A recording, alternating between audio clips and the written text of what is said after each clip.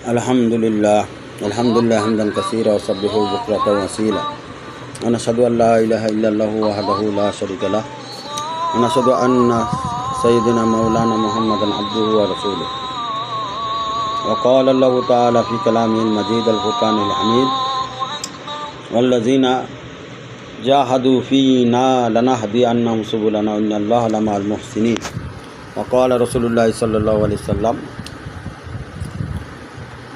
बल्लिगु अन्नी वलौ आया अब कामा क़ाल अलैहिमुस्सलातु वस्सलाम।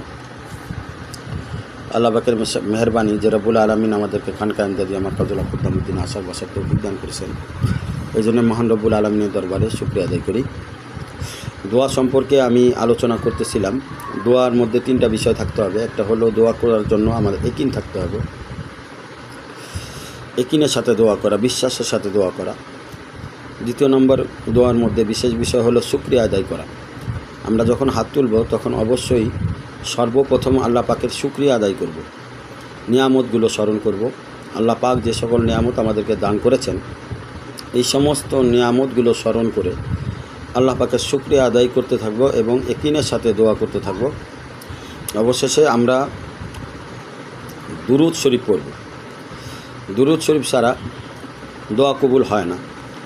যে কোনো দোয়ার ক্ষেত্রে শুরুতেও দুরূদ শরীফ পড়তে হবে এবং শেষেও দুরূদ শরীফ পড়তে হবে। দুরূদ শরীফ পড়ে দুরূদ শরীফের হাদিয়া আল্লাহ রসুল সাল্লাল্লাহু আলাইহি ওয়াসাল্লামের কাছে পৌঁছাইতে হবে। দুরূদ শরীফ অত্যন্ত গুরুত্বপূর্ণ একটি আমল।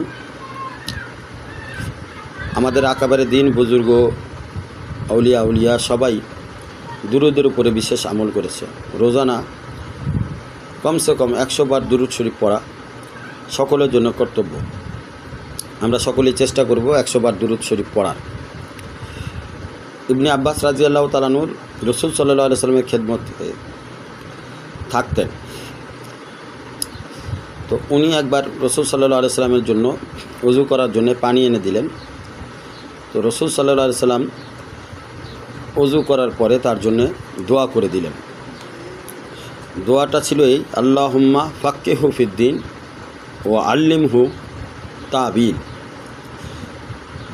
আল্লাহ রসুল সাল্লাল্লাহু আলাইহি ওয়াসাল্লাম তার জন্য দিনের গভীরতা অর্জন করার জন্য, গভীর ফিকহ শাস্ত্রের জ্ঞান অর্জন করার জন্য এবং তাফসীর এর জন্য দোয়া করে দিলেন। পরবর্তীতে দেখা গেছে এখন পর্যন্ত ইবনে আব্বাস রাদিয়াল্লাহু তাআলা আনহুর যে তাফসীর এবং ওনার যে ফিকহ, উলামায়ে একরাম, উলামায়ে হক, ওনাদের কাছে ইবনে আব্বাস রাদিয়াল্লাহু তাআলা আনহুর তাফসীর অত্যন্ত গুরুত্বপূর্ণ। আমরা ইবনে আব্বাস রাদিয়াল্লাহু তাআলা আনহুর তাফসীর এখনও পর্যন্ত অনুসরণ করি। ইবনে আব্বাস রাদিয়াল্লাহু তাআলা আনহু এত বড় মুফাসসির হয়েছেন মূলত রাসূল সাল্লাল্লাহু আলাইহি ওয়াসাল্লামের দোয়ার কারণে। হযরত আনাস রাদিয়াল্লাহু তাআলা আনহু 10 বছর আল্লাহ রাসূল সাল্লাল্লাহু আলাইহি ওয়াসাল্লামের খেদমতে ছিলেন।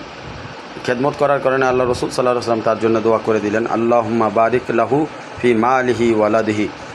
হে আল্লাহ, তুমি তার মালে দৌলতের মধ্যে আল্লাহ তুমি বরকত দান করো। এভাবে উনি আল্লাহ রাসূল সাল্লাল্লাহু আলাইহি ওয়াসাল্লাম দোয়া করে দিলেন হযরত আনাস রাদিয়াল্লাহু তাআলা আনহুর জন্য, যার কারণে হযরত আনাস রাদিয়াল্লাহু তাআলা আনহু 120 বছরের উপর হায়াত পেয়েছিলেন। অনেক মাল দৌলত এবং সন্তানের অধিকারী হয়েছিলেন। তো দুরূদ হলো একটি হাদিয়া। এটা আল্লাহ পাক আমাদেরকে নিয়ামত স্বরূপ দিয়েছেন। মূলত আল্লাহ রসুল সাল্লাল্লাহু আলাইহি ওয়াসাল্লাম হচ্ছেন রহমতের নবী, ওনাকে রহমাতুল আলামিন বলা হয়। তো রহমতের কাছে তো দয়া চাওয়া হয়। তো আমরা রসুল সাল্লাল্লাহু আলাইহি ওয়াসাল্লামের উপরে দুরূদ পড়ি মূলত ওনার কাছ থেকে দয়া, ওনার ভালোবাসা, ওনার অনুগ্রহ নেওয়ার জন্য।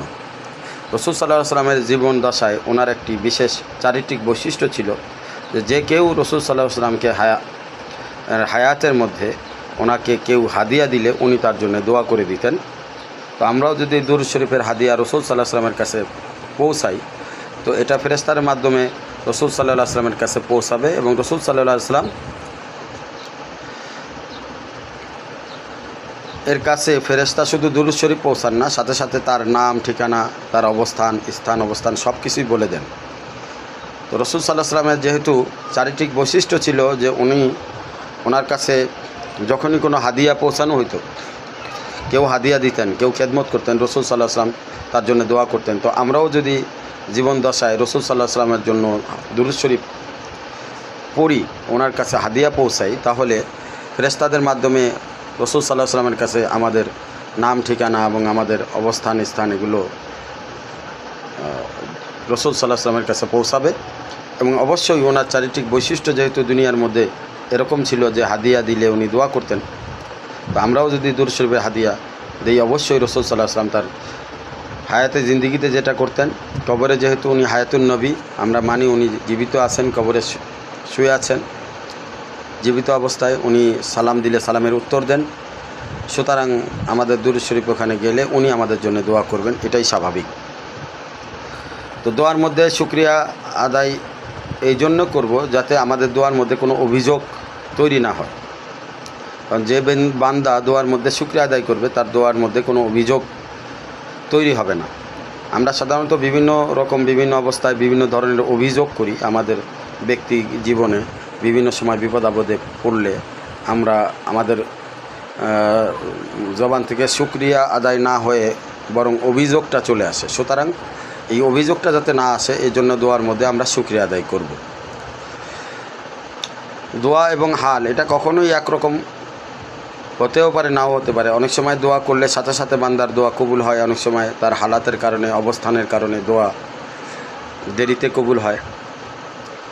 দেরিতে দোয়ার যে দোয়া বান্দা করে সেই দোয়ার বহিঃপ্রকাশ দেরিতে হয়। অনেক সময় দেখা গেছে আল্লাহ পাক যদি নাও দেন তো ওই দোয়াটা আল্লাহ পাক আখিরাতের জন্য রেখে দেন, যাতে ওটার বিনিময়ে আল্লাহ পাক আমাদের গুনাহগুলো মাফ করতে পারেন এবং আমাদেরকে জান্নাতের উঁচা দরজা দিতে পারে। তো এ ব্যাপারে একটা শের আছে, ও ইয়ারে বর হক হে, আল্লাহ হচ্ছেন আমাদের প্রকৃত বন্ধু। জিস হাল মে রাখে ওহি আচ্ছা হে, আল্লাহ নিশ্চয়ই আমাদের জন্য সব কিছুই ভালো, আমাদের জন্য যেটা ভালো হয় সেটাই করেন। সুতরাং আল্লাহ যে অবস্থায় রাখে সে অবস্থায় আল্লাহ পাকে শুকরিয়া আদায় করা। बस जहन्नम वाला के हाल से हमको हिफाजत रखे, अर्थात हम चाहते हैं जो जहन्नम वालों से हम उनकी हाल उन जैसा हाल हमको আল্লাহ পাক না দে, বলকে উনসে হেফাজত করে। অর্থাৎ আমরা জাহান্নামওয়ালাদের অবস্থা থেকে যে আমরা বাঁচতে পারি এই বিষয়ে সবসময় আমরা দোয়া করব। আল্লামা রুমি রহমাতুল্লাহ আলাইহি বলেন, যদি আল্লাহ পাক তোমাকে রশিদে বেঁধে রাখেন তাহলেও তুমি খুশি থাকো, আর যদি তিনি রশি খুলে দেন তাহলে তুমি আল্লাহর দিকেই অগ্রসর হতে থাকো। এটাই হলো তকদির। আর তকদিরে ভালো মন্দ সব কিছুই আল্লাহর পক্ষ থেকে। তো সুতরাং যেহেতু সব কিছু আল্লাহর পক্ষ থেকে, তো তকদিরের উপরে রাজি হওয়া, খুশি হওয়া, এটাকে রেজাবিল কজা বলা হয়। আল্লাহ যে অবস্থায় আমাদেরকে রাখে সেই অবস্থায় আমরা আল্লাহর উপরে খুশি থাকব। আল্লাহ রসুল সাল্লাল্লাহু আলাইহি ওয়াসাল্লাম বলেছেন, যে বান্দা প্রতিদিন এই কথা বলবে সকালবেলায়, রাজিতু বিল্লাহি রব্বা অবিল ইসলামী দিনা অবি মোহাম্মদিন নবিয়া সাল্লাল্লাহু আলাইহি ওয়াসাল্লাম। তো আল্লাহ রসুল সাল্লাল্লাহু আলাইহি ওয়াসাল্লাম হাদিসের মফহুম সারমর্ম এরকম যে কিয়ামতের ময়দানে তার হাত ধরে তাকে জান্নাতে পৌঁছায় দিবে। সুতরাং আমরা দিন ইসলামের উপরে রাজি থাকতে হবে, আল্লাহ রসুলের উপরে রাজি থাকতে হবে, আল্লাহ পাকের নির্দেশের উপরে রাজি থাকতে হবে। যেমন আল্লাহ রাখেন তেমনই রাজি থাকতে হবে। জুন্নুন মুসরি রহমতুল্লাহ আলাইহি বলেন যে ওনাকে কেউ জিজ্ঞাসা করছে তোমার কী অবস্থাতে, তিনি বলেন বাখায়ের দার হার কারে মর্জি মাত মিশাওয়াদ। তো তিনি বলেন, আমি আমার মর্জি, আমার ইচ্ছাকে আল্লাহর ইচ্ছার উপরে ফানা করে দিয়েছি, সুতরাং আমি সর্ব অবস্থায় ভালো আছি। বান্দা যদি তার নিজের ইচ্ছাকে আল্লাহর ইচ্ছার উপরে সোপর্দ করে দেয় তো আল্লাহর ইচ্ছা বান্দার ইচ্ছা হয়ে যায়। তো সুতরাং বান্দা আল্লাহর ইচ্ছার উপরে চলতে থাকে, আর এটাকে রেজাবিল কজা বলা হয়, এটাকে শুকরিয়া বলা হয়, যে সর্ব অবস্থায় বান্দা আল্লাহর মর্জির উপরে খুশি থাকা। আল্লাহ পাকের নিয়ামতের ধ্যান মানুষকে সমস্ত প্রকার অভিযোগ আকার ইঙ্গিত হতে হেফাজত করে, আলহামদুলিল্লাহ। এই জন্য সবসময় সর্ব অবস্থায় আমরা আল্লাহর দিকে যখন আমাদের ধ্যান যাবে তখন যেন নিয়ামতের ধ্যান আসে। অর্থাৎ আল্লাহ পাক আমাদেরকে লক্ষ কোটি নিয়ামত দিয়ে ভরপুর করছে, শারীরিক সুস্থতা দান করছে, সময় মতো খাবার দিতেছে, থাকার ব্যবস্থা করেছে, স্ত্রী পুত্র দান করেছে, আরও হাজারো অজস্র নিয়ামত আল্লাহ পাক আমাদেরকে প্রতিনিয়ত দিয়েই যাচ্ছে। এই নিয়ামতের ধ্যান যদি কোনো বান্দার সর্বাবস্থায় থাকে তাহলে সে আল্লাহ পাকের শুকরিয়া তার সবসময় থাকতে থাকবে। বিখ্যাত এক তাবেঈ বলেন যে দিনের বিষয়ে নিজ হতে উপরের লোকের দিকে দেখো, অর্থাৎ দিনের বিষয়ে আমরা সবসময় আমাদের আকাবের দিন, বুজুর্গ একরাম, আউলিয়া একরাম, ওনাদের দিকে দেখব, ওনারা কীভাবে আমল করেছে, ওনারা কীভাবে আল্লাহকে রাজি করেছে সেদিকে আমরা তাকাবো। নিজের নফসের দিকে তাকাবো, যাতে আমাদের নফস কোনো গুনাহ না করে সেদিকে তাকাবো। তাহলে আমাদেরকে আল্লাহ পাক তাকাব্বুর এবং অহংকার থেকে বাঁচিয়ে রাখবেন। আর দুনিয়ার দিকে সবসময় নিচের দিকে তাকাবো, নিচের দিকে। কেন নিচের দিকে বলতে, আল্লাহ পাক আমাকে সুস্থ রাখছে, কত ভালো রাখছে, এই দিকে আমরা দেখব। অন্য আরও অনেক মানুষের থেকে আল্লাহ পাক আমাদেরকে সুস্থ রাখছে, ভালো রাখছে। হাদিসের মধ্যে আসছে, লাউ আন্নাবনা আদম উতিয়া ওয়াদিয়ান মিন জাহাবিন আহাব্বা ইলাইহি সানিয়ান উতিয়া সানিয়ান আহাব্বা ইলাইহি সালেসান উতিয়া সালেসান আহাব্বা ইলাইহি রাবিয়ান লা ইয়াশুদ্দু জাওফ ইবনে আদম ইল্লা তুরাব। হাদিসের মফহুম এরকম, সারমর্ম এরকম যে মানুষের পেট দুনিয়ার মাটি দ্বারাই পরিপূর্ণ হবে। কারণ মানুষের আশা এটা মানুষের হায়াত থেকেও বড়। মানুষের যতটুকু হায়াত না, তার থেকে মানুষের আশা অনেক বড়। এই জন্য আমরা সবসময় আমাদের আশা পরিপূর্ণ করার জন্য আল্লাহ পাক জান্নাত রাখছে। মৃত্যুর পরে জান্নাতে আমাদের সমস্ত আশা পূর্ণ করবে। এই জন্য আমরা আল্লাহ তাআলার দিকে তাকাবো আর আল্লাহর উপরে ভরসা করা। বুখারী শরীফের একটা হাদিসের মধ্যে আসছে, এক বান্দা একজনের কাছ থেকে কর্জ নিয়েছিলেন। কর্জ নেওয়ার সময় ওই বান্দা তাকে বলছিল যে তোমার সাক্ষী দাও। সে তখন বলেছিল কাফা বিল্লাহি শাহিদা, আল্লাহ সাক্ষী হিসেবে আল্লাহই যথেষ্ট। তখন উনি আবার বলছে তোমার কোনো উকিল বা অভিভাবক আনো। সে তখন বলছে যে আমার কোনো উকিল নাই, অভিভাবক নাই, কাফা বিল্লাহি ওকিলা, আল্লাহই আমার উকিল হিসেবে যথেষ্ট।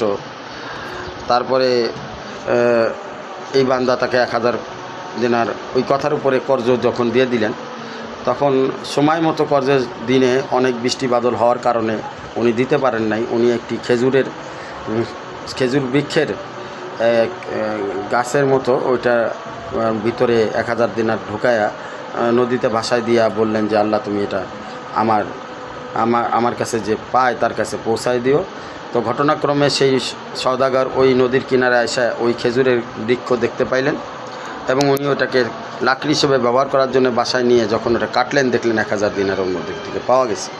পরবর্তীতে এই লোক যখন আবার 1000 দিনার নিয়ে তার কাছে আসছেন, তখন উনি বললেন যে না, আল্লাহ পাক আপনি আল্লাহ পাককে সাক্ষী মেনেছিলেন, জামানতদার অভিভাবক হিসেবে আল্লাহকে মেনেছিলেন, আল্লাহ পাক পৌঁছায় দিয়েছে। এই জন্য